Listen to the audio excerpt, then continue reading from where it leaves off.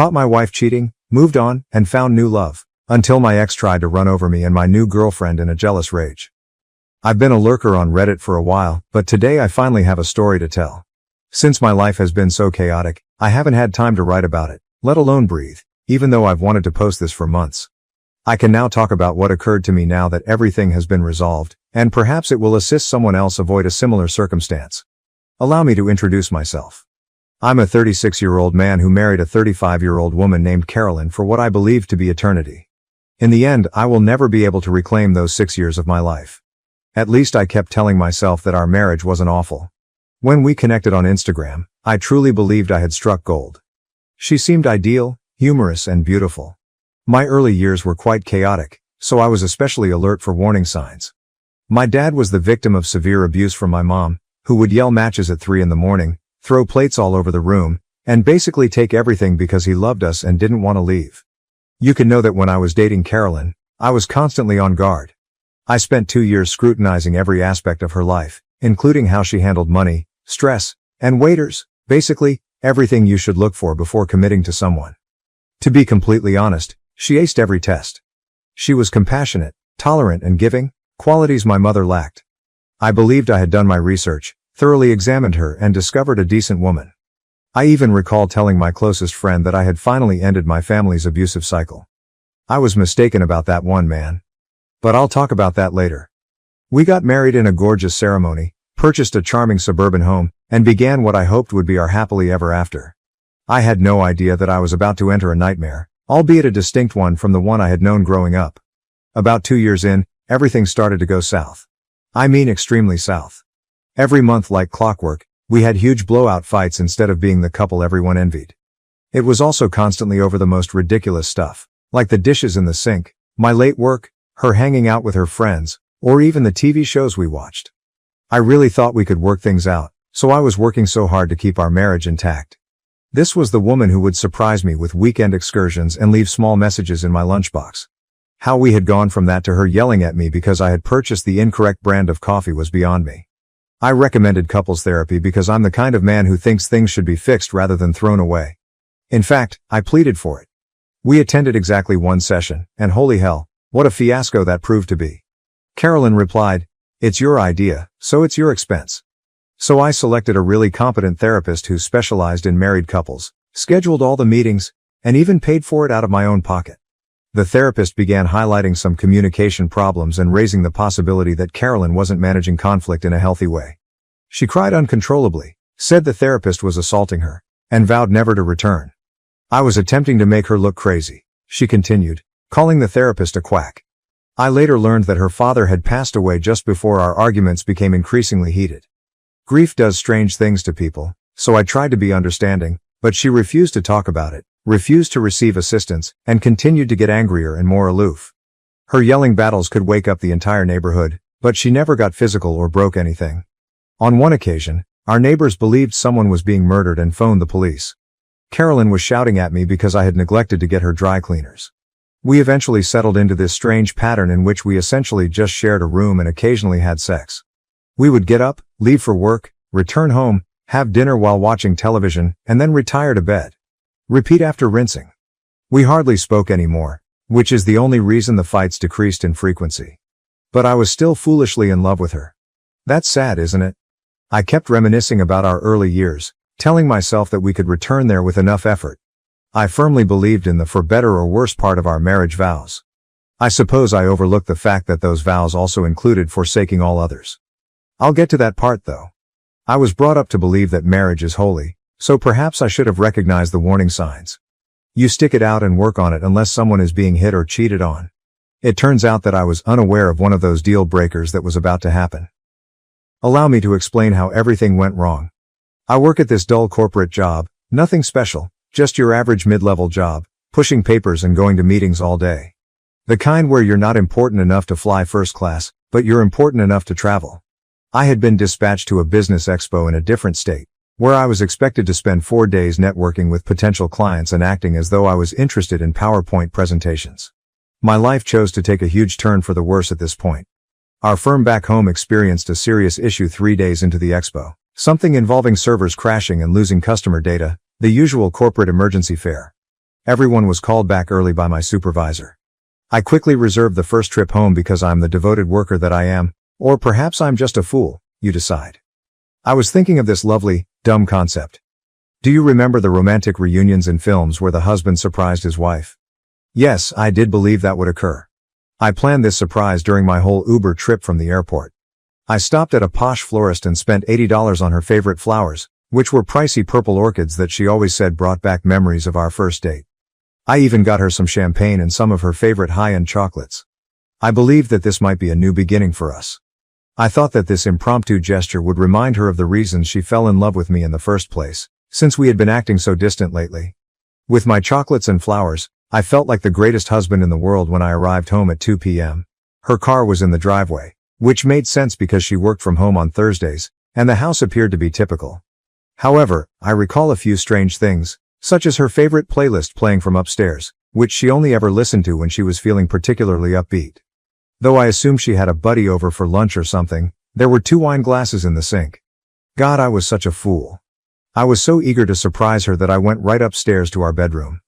Although I could hear other sounds and the music was growing louder, my brain was not comprehending what they meant. Do you remember the scene in horror films where everyone yells at the character to keep the door closed? That character was me. My world fell apart when I pulled open the door to my own bedroom and turned the doorknob. That 1 second turned every single pleasant memory, trusting moment, and I love you into ash.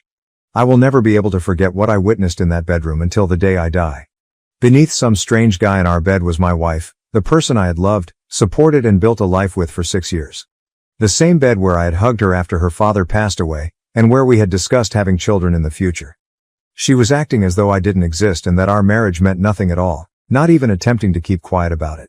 As I stood there, a total moron, watching the flowers I had purchased fall to the ground and scurry like cockroaches when the lights are turned on. The man had the audacity to try to scurry past me like I was a doorman, and I will never forget this. I lost it while he was fumbling to put on his clothing and strewing things all over the place. Something inside of me shattered, perhaps because I saw him with my wife or because he believed he could simply walk away from ruining my marriage.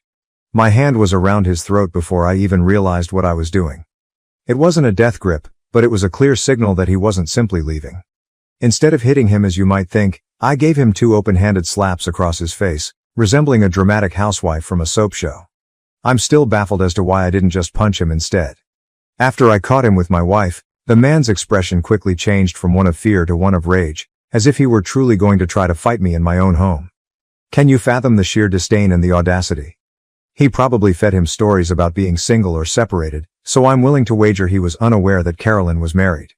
He most likely believed that I was some sort of insane ex-boyfriend.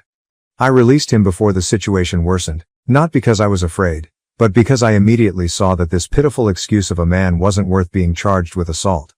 It wasn't he who promised me anything. He didn't make a vow to love and care for me till the day we die. He was just another man who was unable to control himself. The true traitor was still in that bedroom, most likely considering how to deceive her way out of this situation. My entire body trembled as I turned back to Carolyn. The lady I had dedicated my entire life to for 6 years was there, fumbling with her bra as if it were a trivial annoyance.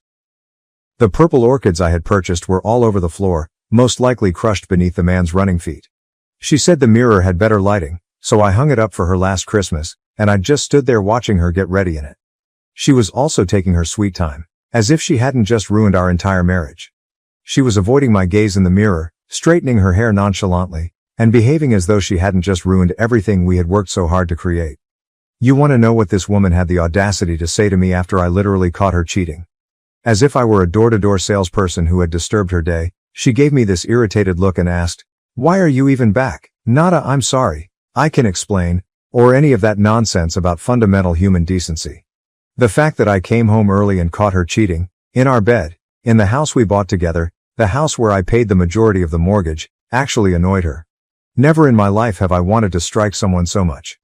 In reality, my hand was twitching as I recalled how satisfying it was to slap her affair partner, but I just stood there, immobilized, while she had the audacity to mutter under her breath, "You weren't supposed to be back," as if I were to blame for her early return home or that I should have called ahead to arrange a convenient time to catch her cheating. This woman's sheer outrageousness, 6 years of marriage, and this is what it meant to her. A small hiccup in her fun-filled afternoon. Do you realize what's truly broken? While all of this was going on, I could see our wedding picture on the nightstand. The same bedside table where she had placed the breakfast I had prepared for her the previous weekend. She had been telling me she was too tired for sex in the same room for the previous 3 months, but she obviously had plenty of energy for this stranger. Like a fool, I stood there thinking about all the late nights at work she had told me about, all the girls' nights out, and all the times she had mentioned going to see her mother. What was the duration of this? How many men had shared my bed with me? Carolyn was by no means finished talking, so I was about to find out. Then this woman, this nasty jerk, went totally crazy. As though I had just blown apart our marriage, she began yelling at me. "You weren't expected to return," she screamed, her face turning red and splotchy, just like when we fought. "You are to blame for this. You wouldn't have seen this if you had simply informed me that you were returning home." This woman would have earned an Olympic gold medal for her mental gymnastics. She even had the audacity to accuse me of being the one who discovered her infidelity. "But hold on, things will improve. You declined my request for an open relationship," she screamed, as if it somehow justified her actions. Yes, 6 months prior, she had asked me once in a drunken chat, and I had declined since I was a monogamist. Apparently, that meant she should do it anyhow, in her deranged thinking. "I have necessities," she continued to rant, as if I were a monster for asking my wife to be obedient. She attempted to cheat on me *nicely*, which is really insane. "I tried to do things without hurting you." How thoughtful of her. Something broke inside of me. 6 years of devotion, trust and love were reduced to "I have needs." Every kiss, "I love you," and moment we spent together were all phony. My palm trembling with anger, I took 3 steps across the room. I lifted my fist and grabbed her by the collar of the shirt I had purchased for her birthday last month. She injured me, and I wanted to hurt her too. Anything that matched the agony ripping through my chest was what I wanted her to feel. However, I couldn't do it after seeing the dread in her eyes, real, authentic fear, despite the fact that she had just shattered everything I held dear and had shown me that our entire marriage was a sham. That's not me. I'm not going to be that man. I vowed never to put that expression on anyone's face, and my mom used to stare at my dad with the same terror. So with my hands still clenched but lowered, I moved back and released a go of her shirt. To let her feel even a small portion of my suffering, the dark side of me still wishes I'd given in to that anger. Not because she didn't deserve it, but because I deserved better than to become what I've always feared. I'm glad I didn't. There I was, standing in my own bedroom, looking at this stranger in my wife's face while surrounded by crushed purple flowers. This was how our 6-year marriage ended, with her accusing me of being the one who discovered her infidelity. Standing there now was the woman who used to kiss me goodbye every morning, accusing me of failing to phone ahead to arrange for my discovery of her affair. This woman changed identities faster than a TV station the moment I released her top. She was suddenly no longer afraid. No, in all of this, she was now the victim. "Really? You were going to hit me?" As I turned to leave, she yelled at my back. "This is the precise reason I no longer love you. You're not a man at all." She continued to speak, yelling every possible abuse as she followed me down the corridor. After 6 years of marriage, she was attempting to make me the antagonist in this tale. It was very convenient for her to go from shivering in terror to yelling abuse at the man she had just accused of hitting her. I didn't realize she wanted me to strike her until I spoke with my friend later that evening. "Do you think that's possible?" In order to transform herself from the unfaithful wife into the mistreated husband, she wanted me to lose my cool and give her something she could use against me. She most likely had it all figured out. She would cry about her violent husband, run to the police with a battered face, and take half of my belongings and my monthly alimony payments. I was being lured into domestic violence by the same woman who used to bring me soup when I was ill. In a weird way, the manipulation was almost impressive. I needed to leave that house. It practically smelled of treachery throughout the entire area. In our bedroom, on our linens, and in the air, their colognes and fragrances were blended together. The aroma of another guy had contaminated the same bed where I had comforted her during panic attacks. I took my keys and money and went for a drive. I found myself at my friend Mark's house. I'm grateful for Mark. After glancing at my face, he pulled out the whiskey. Mark understood precisely what I was getting into because he had already been divorced. He said it like it was. I had to get a lawyer as soon as possible. Here's the worst part though. Carolyn was working part-time at a boutique, essentially pretending to have a profession, while I was earning 6 figures. That meant I might have to pay this dishonest woman alimony in my state. Every month the same lady who had just slept with another man might deplete my finances. That's the weird thing about the legal system, even if you are the one who is cheated on, you still have to pay for it. However, Mark, being the astute jerk that he is, pointed out that adultery might alter the alimony figures. Keep a record of everything, he advised. Every email, text message, and receipt. Anything that would show she was cheating on you. In this program, there is finally some good news. Perhaps I won't have to pay for her affair partner's dates after all. My mind was still racing. I had been a contented husband and father organizing a surprise for my wife just that morning. I was now sitting in my friend's living room, searching for divorce attorneys on Google while attempting to keep my stomach from turning up whenever I thought about what I had just entered. I had no intention of attempting to mend our relationship in any way. I could be foolish enough to purchase pricey flowers for a wife who cheats, but I'm not foolish enough to overlook it. My phone started exploding when I was sitting at Mark's apartment, trying to take it all in. Carolyn allegedly made the decision to try to tear me down via text messaging because she couldn't control me in person. And holy, the things this woman sent me are unbelievable. Just last week, this woman texted me "I love you," with adorable little heart emojis. She was now providing me in-depth analyses that contrasted her affair partner's manhood with mine. In fact, she took the effort to explicitly describe in writing how much more effective he was in bed than I was. How I could never please her the way he could. How she had spent years pretending to be with me. Like she was writing a Yelp review for a lousy restaurant, she gave me an entire stinking novel detailing all of my sexual shortcomings, along with performance assessments and size measurements. After I caught her cheating in our own bed, she even had the audacity to tell me that her boyfriend had ruined her for other men, as if I would want her back. The best thing though. She was furious that I had destroyed her good thing. Do you think that's possible? As if I should have given them solitude or something, she was upset with me for interfering with her affair. She accused me of being selfish since I had ruined her chance at true happiness by returning home early without telling her. This woman was performing mental acrobatics that would have pleased Olympic judges. I'm glad Mark was there because he told me right away to take screenshots of everything. He kept shouting, "Document, document, document." And he was absolutely correct. I saw those tiny message bubbles begin to go away, one by one, not even a minute after she had finished her big tirade about her fantastic affair partner and my alleged flaws. I suppose she finally understood that when your husband earns 3 times as much as you do and a divorce is imminent, it might not be the best idea to write down your admission of infidelity. She resorted to using the same old slurs after erasing all the proof of her affair. She called me all the names in the book, but she made sure to keep her afternoon actions out of the conversation. The speed at which she shifted from boasting about her affair to acting as though it never happened was actually rather astounding. It was like witnessing someone attempt to remove evidence from a murder scene as those texts vanished in real time. Unfortunately, she was unaware that I had screenshots of every single item. She may have erased the texts, but she was unable to erase the truth or the images of them that were now securely saved in the camera roll of my phone, ready to prove to a divorce judge why I shouldn't be required to pay this lady any alimony at all. That evening, Mark proved to be a wealth of information regarding divorce. He guided me through every step I needed to take, from gathering proof to protecting my financial accounts, in between shots of whiskey. That night, I hardly slept at all, just mentally reliving everything while I browsed through my phone's evaluations of divorce attorneys. The 2 weeks that followed were a haze of meetings with various lawyers. Some appeared to have barely passed the legal exam, while others sought retainers that were more expensive than my automobile. Finally, I came across Lucas, who didn't need me to sell a kidney to pay him and who seemed to genuinely care about my issue.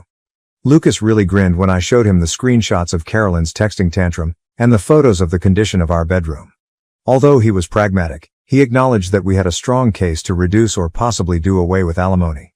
He cautioned me that regardless of the reason for the dissolution of the marriage, judges in our state have a tendency to favor the lower-earning spouse. Nevertheless, he pledged to fight for me until the death. To be honest, the first positive development since this horror began was simply having someone knowledgeable and supportive in my corner.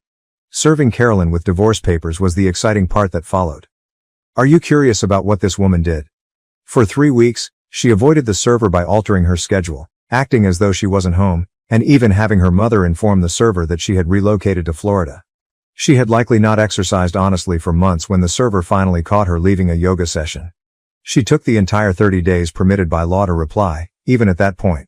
A move of pure hatred. She was aware that I was paying Lucas by the hour, so she knew precisely what she was doing, dragging everything out as long as possible. And Carolyn became the queen of petty once the proceedings really got underway.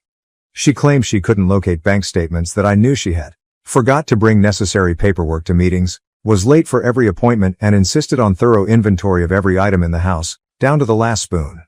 These absurd settlement offers kept coming in from her lawyer. In addition to wanting my 401k and the house, she also wanted alimony. This woman, whom I found cheating on, asked for half of my retirement funds, which was really outrageous. The most annoying aspect? She was still seeing her affair partner, and we had been apart for months by this time. Yes, mutual friends told me about that. She is trying to make my life as unpleasant as possible while living her best life. She would abruptly alter her mind or make new demands whenever we were on the verge of reaching an agreement. She seemed to take sick joy in seeing me squander money on legal bills. I could almost hear her giggling all the way to her boyfriend's bedroom whenever Lucas had to answer one of her absurd proposals. I attempted to re-enter the dating scene while Carolyn was working tirelessly to prolong the divorce and deplete my finances. I went through a phase of hooking up with random women from dating apps, which isn't my proudest moment. Downloaded Bumble, Tinder, and other apps. I tried to persuade myself that this was what it meant to move on by having a few one-night stands. However, each subsequent morning felt worse than the one before. Every pointless hookup served as a reminder to me of why I had declined Carolyn's proposal of an open relationship. That way of life simply wasn't for me. I've always been the kind of guy who wants to have a genuine connection, exchange inside jokes, and wake up next to the same person every morning. I felt empty inside from the whole casual sex situation, as if I were attempting to fill a hole with the wrong form. Other than job, divorce paperwork, and failed hookups, I needed something to keep my mind busy. I used to read a lot, like stay up all night to complete a book, until Carolyn came along and life became hectic with 60-hour work weeks and monthly shouting bouts. I therefore chose to go to this small independent bookstore downtown one Saturday rather than browsing through dating apps or monitoring the emails of my lawyer. Cats napping in the windows, creaking wooden floorboards, and that wonderful old book smell, you know the kind. I felt totally disoriented as I stood in the sci-fi area because, obviously, the entire genre had changed while I was occupied with preserving my marriage. I'm referring to these big novels, series that were maybe 15 books long, and titles that I couldn't even pronounce. This woman next to me actually laughed. Not in a nasty way, just this gentle, delighted sound, which must have made me appear very pitiful, just staring at the shelves with this perplexed expression on my face. When I turned to face her, she simply smiled and asked if I needed assistance while holding this enormous book that might have been used as a weapon. I told her that I didn't know where to begin, but I was searching for some decent science fiction. The next thing I knew, she was teaching me the basics of contemporary science fiction while we sat in these comfortable seats in the corner. She was also quite enthusiastic about it. When she talked about her favorite novels, her eyes glowed, and she had the cute habit of tucking her hair behind her ear when she was thrilled about a series. A brief book recommendation evolved into a 2-hour discussion covering everything from contemporary space operas to classic Asimov. I told her about my old college faves, and she told me about a parallel universe series she enjoyed. For the first time in months, I had a meaningful conversation free of attorneys, divorce documents, and awkward Tinder pickup lines. I forgot all about Carolyn and the turmoil for those 2 hours. I was just a man discussing books with a stunning woman who genuinely seemed to be listening. I eventually plucked up the confidence to ask for her number after our spontaneous book club meeting. Something about her made me feel like a youngster again. Even though my hands were shaking as I put it in my phone. Pretty pitiful for a 36-year-old man. With her number, her recommendation for the 3 body problem and the first sincere smile I'd felt in months, I left that bookstore. It struck me how different our text exchange that evening seemed from all those pointless Tinder texts as I continued reading it again. Something genuine was there. I knew I had to disclose my ongoing divorce to her on our first actual date. I had mentally practiced this exchange a dozen times, anticipating her to flee when I brought up my insane soon-to-be ex-wife. However, Emma, yes, that is her name, simply took a drink of her wine and replied, "Thank you for being honest. At least you are addressing your baggage, which we all have." As simple as that. No criticism, strange glances, or awkward attempts to divert the conversation. She also made the joke that she wouldn't have to question whether a man she was dating was secretly married if he was going through a divorce. Emma was just the opposite of Carolyn.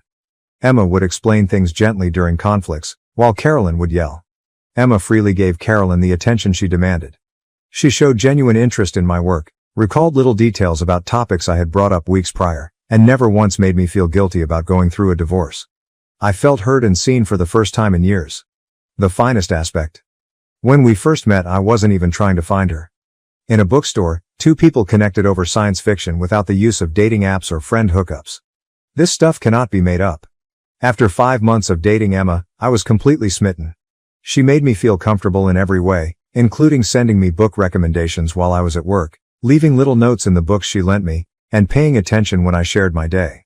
However, Carolyn continued to put up obstacle after obstacle in the divorce process.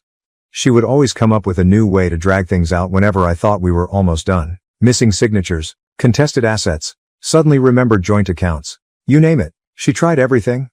Emma was quite patient during this entire ordeal. She never complained about being with a technically married man or put pressure on me regarding the divorce. She would simply support me during the annoying phone conversations with Lucas and reassure me that this would also pass.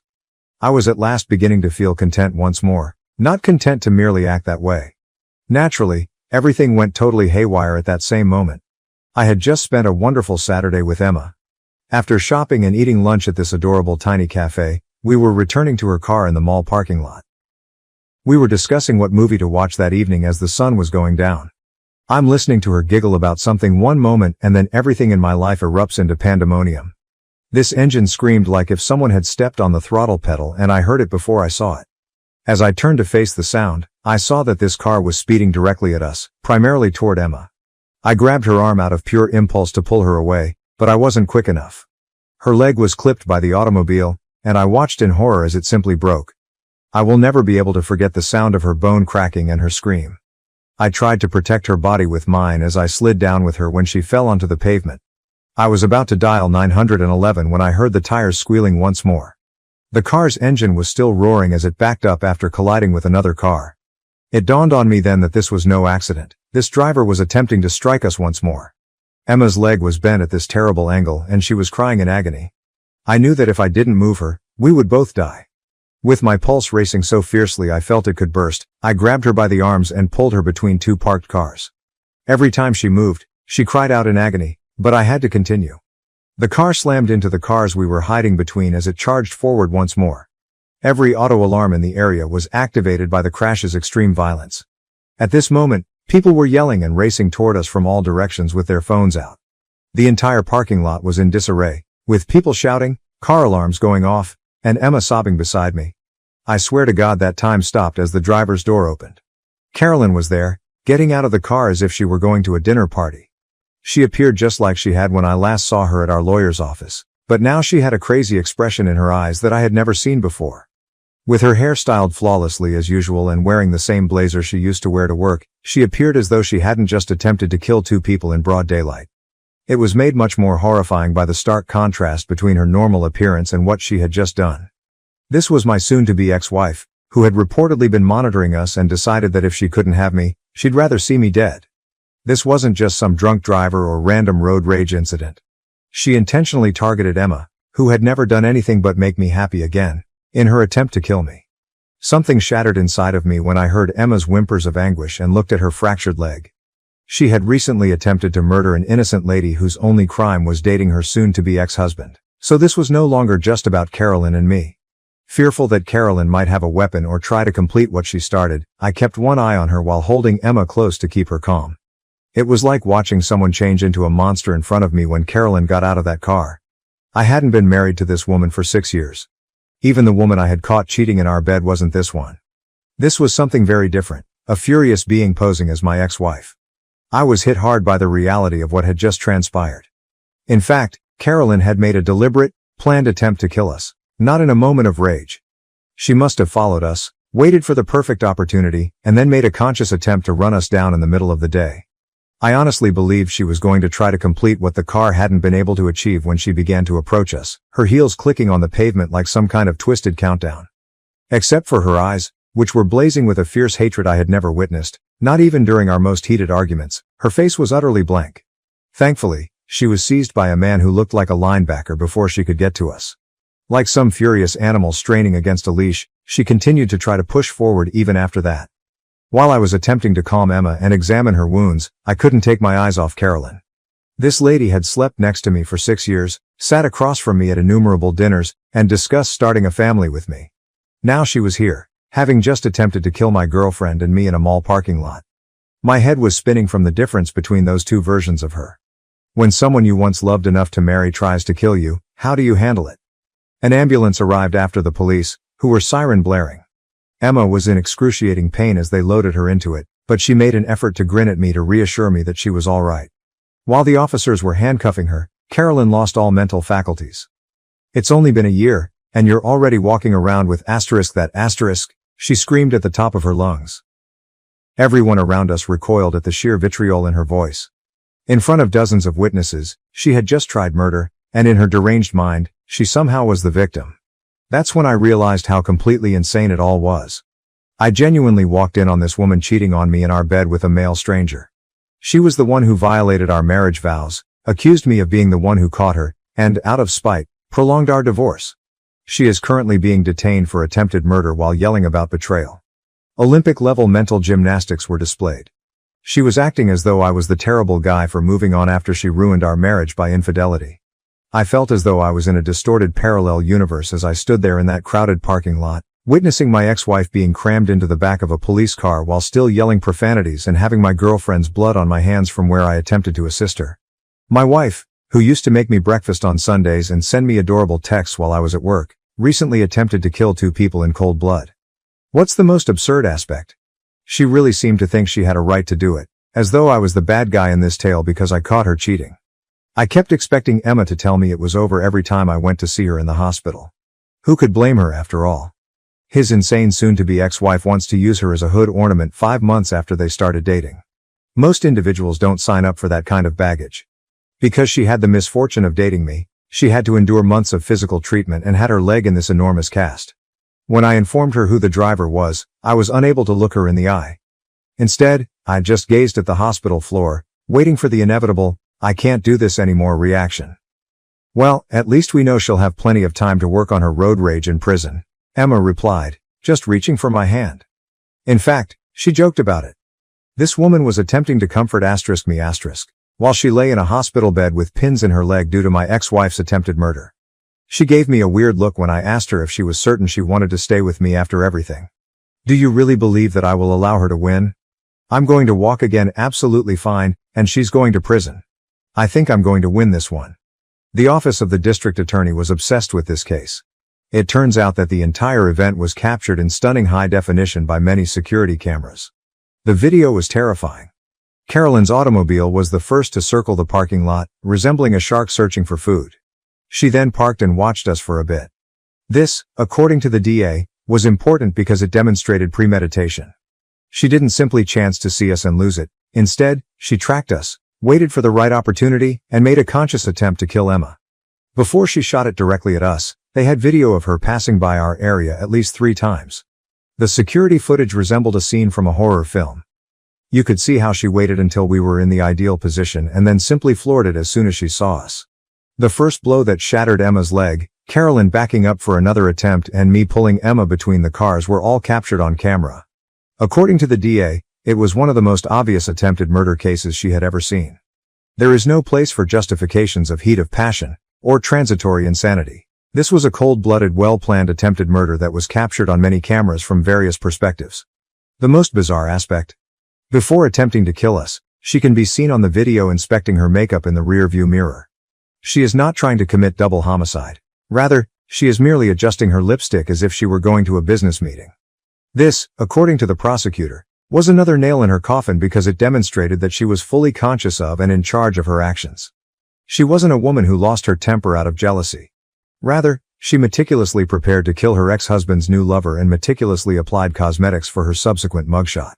Because, evidently, plotting to kill your ex's new girlfriend is more important than dividing up the china collection, the entire divorce process was put on hold. For months, I alternated between the courthouse, the hospital where Emma was recovering, and my job. Initially, my supervisor was kind, but I could tell his patience was running thin after I had to leave work for legal reasons 10 times. My ex-wife couldn't tolerate the fact that I moved on after she cheated, so I was living in the courthouse, burning through PTO like crazy, and spending hours with prosecutors. The trial itself was akin to witnessing a master lesson in the art of incarceration. Prosecutors have an ever-increasing mound of evidence. First, there were the security cameras, which showed Carolyn attempting to assassinate Emma from 6 distinct perspectives. The parade of witnesses followed, and it appeared like everyone in the parking lot had stayed to testify. This wasn't an accident, according to the stories of the soccer mom who witnessed the entire incident while carrying groceries, the teenager who captured it all on his phone, and the retired police officer who seized Carolyn before she could complete her task. This was an open-air murder attempt.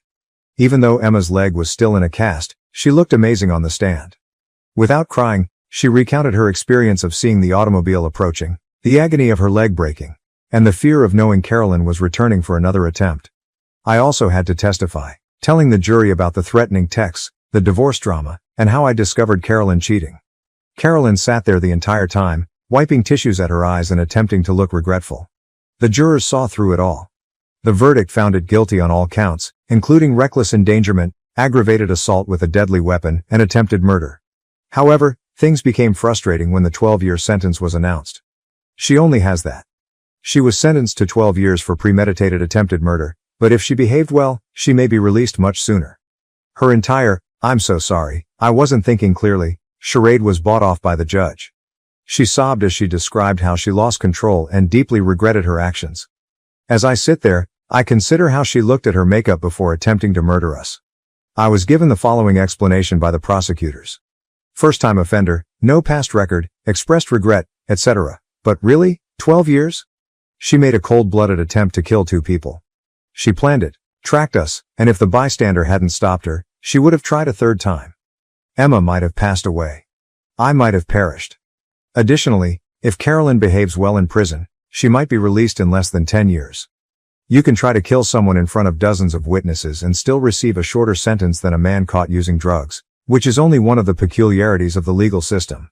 What really grabbed me though? Carolyn actually had the audacity to turn to us during the sentencing process and apologize, stating that she wasn't herself that day, as if there were ever a time when it was acceptable to try to kill people in a parking lot. Emma refused to give her the satisfaction of an answer, instead just staring her down the entire time. Even though 12 years wasn't what we had hoped for, it was at least 12 years without having to peer over our shoulder in parking lots. It's funny how a judge's viewpoint on alimony can be significantly altered by a murder attempt. Following the criminal trial, the divorce process abruptly became quite straightforward. Carolyn, who looked amazing in her orange jumpsuit, had to attend via video link from prison. The judge quickly put an end to her lawyer's attempt to fight for part of my assets. It turns out that judges don't feel too sorry for spouses who attempt to kill their former partner's new companions. The court isn't in the business of rewarding attempted murderers with alimony, the judge actually stated, and I quote this. She received exactly everything she had before the marriage, her personal belongings, her clothing, and her jail commissary account. Her lawyer's expression was priceless as the judge turned down each and every one of their demands. No claim to the house, no alimony, no portion of my 401k, nothing. She ultimately played herself after spending months dragging out the divorce, making absurd requests, and postponing appointments. She may have gotten anything in the divorce if she hadn't tried to make Emma a speed bump. Rather, she received divorce papers that essentially stated, "You get nothing," and a prison cell. However, I was unable to remain in that flat. Too many memories of that guy walking in on her. They were always there when I walked through the bedroom door. Emma and I discovered this fantastic location nearer to the city center. In fact, it's far nicer than my last apartment, has a great view of the city and, most importantly, the bedroom isn't haunted by the ghost of my cheating ex-wife. Emma is now completely recovered. It's hardly noticeable that her leg was ever fractured. She quips that since it permanently got rid of my psychotic ex, getting struck by a car was completely worth it. Dark humor, but whatever gets you through nearly getting killed is better, isn't it? I occasionally question whether I could have prevented all of this.